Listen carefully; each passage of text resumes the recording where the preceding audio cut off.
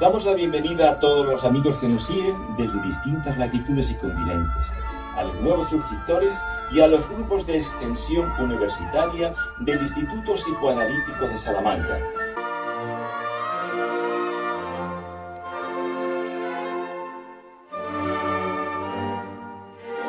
La sexualidad sitúa a cada sujeto humano en un entramado de relaciones potenciales o actuales, imaginarias o reales, deseadas o rechazadas, realizativas o desrealizadoras, en situaciones determinadas de responsabilidades y de problemas de comunicación y de identidad, de las cuales no puede desentenderse y que le obligan constantemente a estructurar sus pulsiones y sus afectos. Por otra parte, la pulsión sexual en sentido lato, pero básicamente medular, como libido dinamizadora, mal canalizada y mal conectada en otras formas de pulsión, puede generar patologías y también interferir en la realización personal positiva o negativamente. Así que nunca es posible aislar del todo la sexualidad del resto de la actividad humana, interna y externa de la persona. A veces se trata como de una imposición en procesos en los que el sujeto desearía verse libre de ella para poder realizar unas tareas que le exigen estabilidad, seguridad o concentración casi totales. En tales casos, la solución de raíz sería dejarle libre curso. Se enfoca a la sexualidad como pulsión en forma de una inclinación natural cuya satisfacción siempre fuese positiva y deseable. Pero la experiencia personal y social arroja el resultado de que quien siempre sigue la trayectoria de la sexualidad y sus gratificaciones indudables quedan en un nivel entrópico y producen intelectualmente mucho menos que aquellos que llegan a estructurarla sublimativamente en algún sentido para hacerla compatible con sus tareas en otras áreas.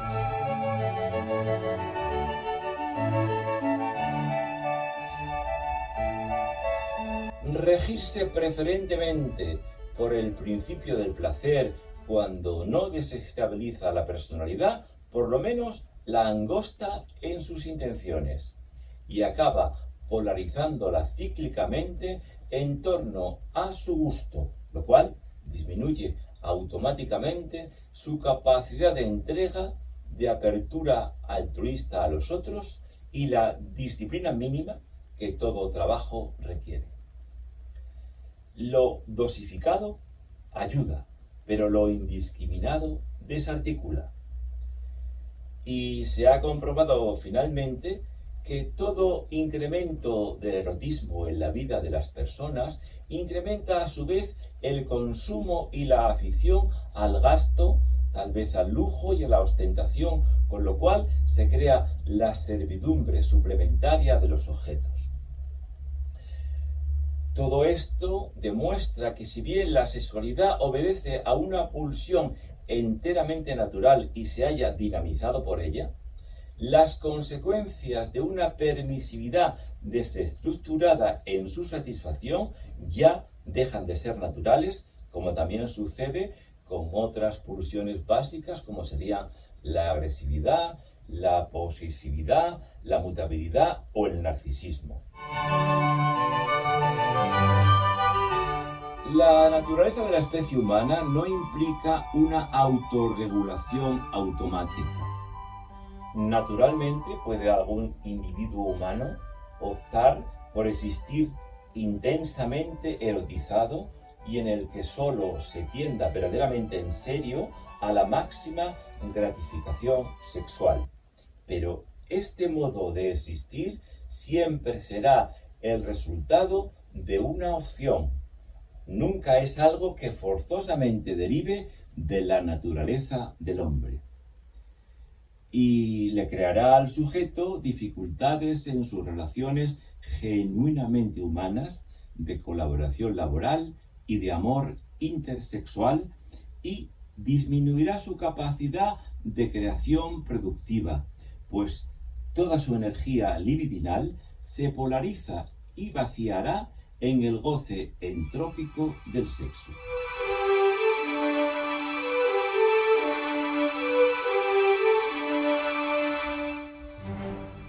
Y es que la especie humana se halla radicalmente desfondada. Nada se le da hecho. Ni siquiera su propia organización psíquica y personal, sino que cuenta con una serie de factores y fuerzas, entre ellas la sexual que cada individuo ha de organizar desde sí mismo, para darle su perfil propio personal en cada caso, lo cual a su vez genera una conducta determinada, más o menos productiva, creativa o más o menos altruista o egoísta, más o menos realizativa o alienante. Pero desde luego la realización no es nunca, como algunos han dicho, la mera liberación de la pulsión sexual, sino su armonización con todas las demás y con todas las exigencias objetivas de los factores reales que a cada uno le solicitan en su situación biográfica e histórica. El conocimiento de lo adecuado a cada circunstancia para lograr esta armonización es lo que se llama ética. Decantación de las múltiples experiencias y reflexiones que toda la especie ha de ir haciendo al respecto.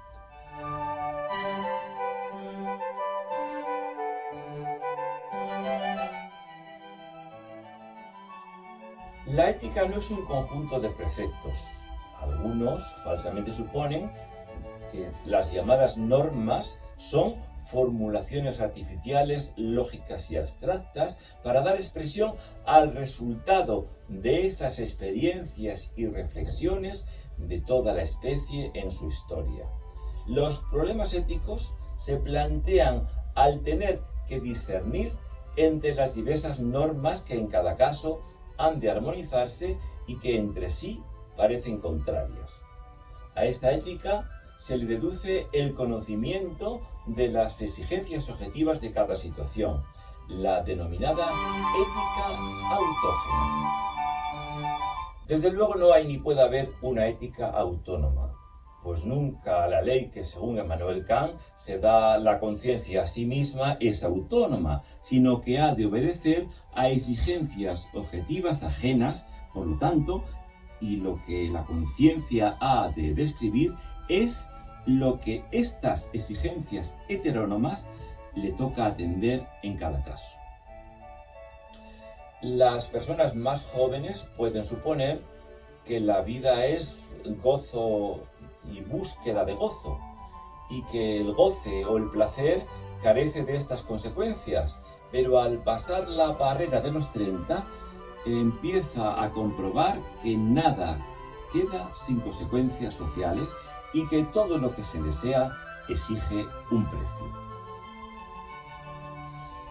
Por lo tanto, si se quiere disfrutar de un amor interpersonal intenso, no se puede andar a la búsqueda de todos los objetos eróticos que constantemente van estimulando, pues la otra persona tiene sus exigencias, lógicamente, y se ha de pagar un precio.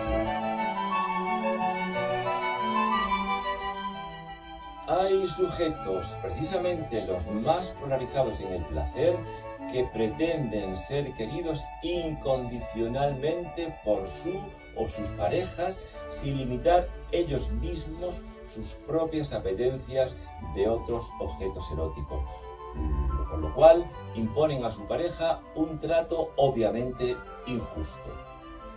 En la relación sexual, si se desea algo más que gratificaciones esporádicas y frecuentes, hay que atender a las relaciones afectivas del otro.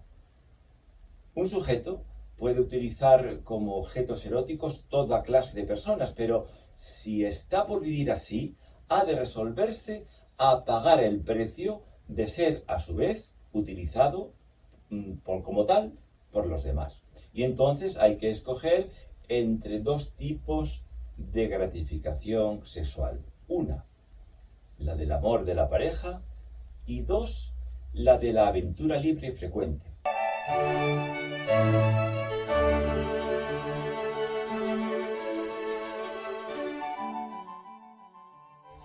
Con esto no quiero decir en absoluto que el amor de pareja haya de suponer la convivencia bajo el mismo techo.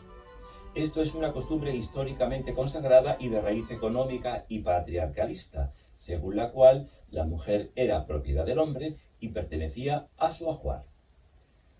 Con la emancipación de la mujer y a causa incluso de las obligaciones personales, puede pensarse, y en un futuro puede que se llegue a tener que ser así, ya que el formar pareja incluso matrimonial no suponga habitar el mismo hogar, sino que cada cónyuge puede tener su residencia aparte y probablemente este hecho evitaría muchas desavenencias y salvaría muchos matrimonios y parejas.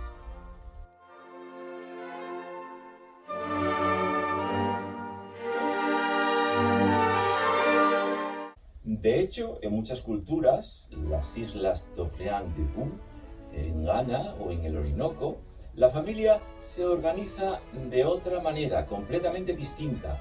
Por ejemplo, en las islas d'Orléans, el cabeza de familia es el hermano de la mujer, que vive con él, y el marido va a visitarla y a visitar a sus hijos mientras convive con su hermana. Por supuesto, el tabú del incesto es primordial en esta cultura.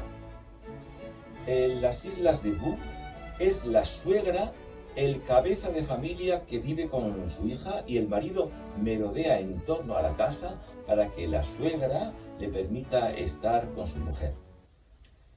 En Ghana, todas las esposas conviven con su suegra, mientras que los hermanos conviven en una casa de hombres.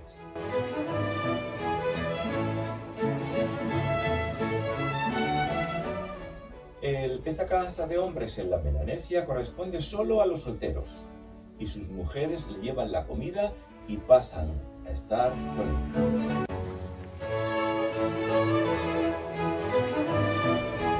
En toda relación se ha de pagar un precio y ni puede prodigarse un sujeto al hilo de sus deseos más o menos fantaseados.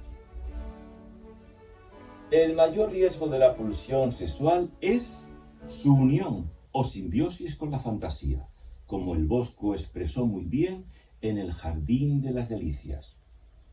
Pues no es solamente una necesidad que tienda, como las demás especies, a su satisfacción funcional y realista, sino que tiene ahí transformado el objeto de su deseo en aspectos y modos cada vez más irreales y el modo de disfrutar de él, con lo cual nunca descansa y siempre espolea a ulteriores logros que por otra parte afectan a la identidad. Por tanto, no puede prodigarse el sujeto al hilo de sus deseos más o menos fantaseados sin correr y caer en el riesgo de ser utilizado y de perder el perfil de su afectividad. La afectividad como capacidad y disponibilidad de comunicación profunda entre dos personas y de su entrega existencial suele secarse con una frecuencia de búsqueda indiscriminada de objetos de goce.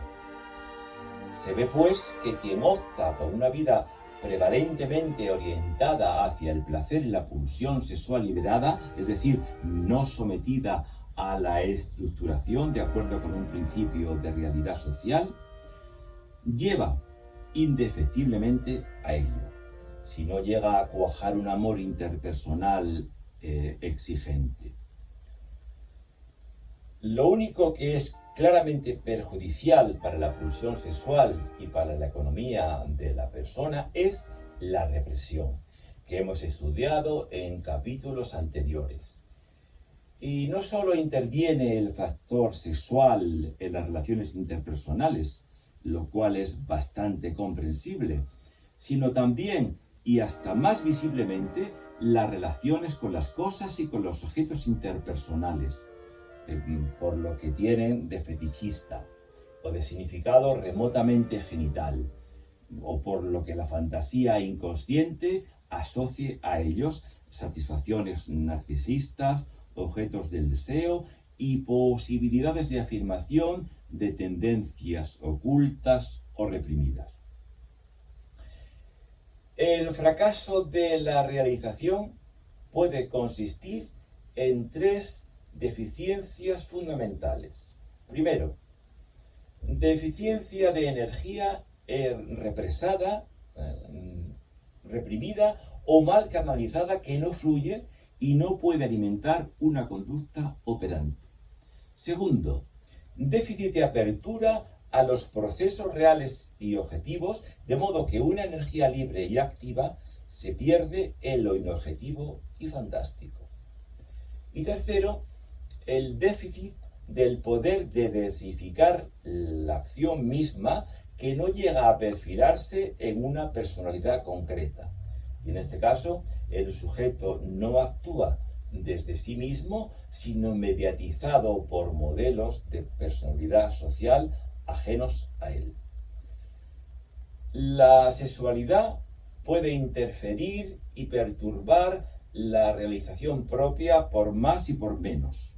Una identificación sexual puede ser para ello tan perjudicial como la represión, pues desarticula los ritmos no directamente sexuales de la conducta y de la existencia de su disponibilidad para tareas más duras y que exigen una especial dedicación, dado el riesgo de adicción que una búsqueda de gratificaciones libres frecuente supone.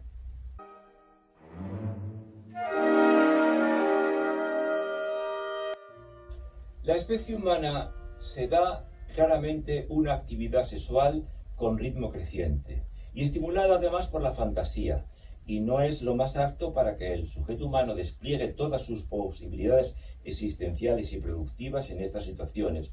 Lo más humano de la sexualidad humana es que no pueden prescribirse ningún comportamiento sexual como absolutamente positivo o bueno para la especie.